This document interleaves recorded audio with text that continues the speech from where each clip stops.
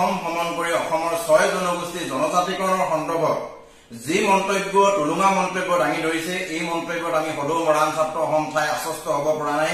আমি তেখেতৰ মন্তব্যত গৰিহণা জনাইছো।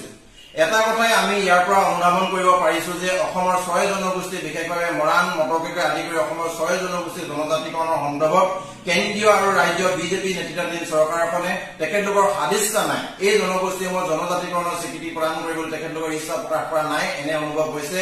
অকল নিৰ্বাচনৰ প্ৰাক্কণত তেখেতলোকে ৰাজনীতিৰ নামত এই বা ভোট বেংকৰ নামত ভোটৰ নামত তেখেতলোকে এই জনগোষ্ঠীসমূহ জনজাতিকৰণ কৰা হ'ব বুলি এনে মন্তব্য তেখেতলোকে দাঙি ধৰে।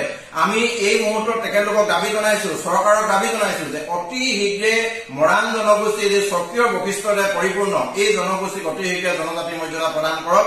অন্যথা মৰাণ ছাত্ৰ সন্থাই আহিবলগীয়া দিনত এটা পৰিকল্পিতভাৱে আন্দোলন কাৰ্যসূচী আমি আগবঢ়াই লৈ যাম। এই গতিকে আমি আহ্বান জনাইছো অতি শীঘ্ৰে মৰাণ জনগোষ্ঠীক জনজাতিকৰণ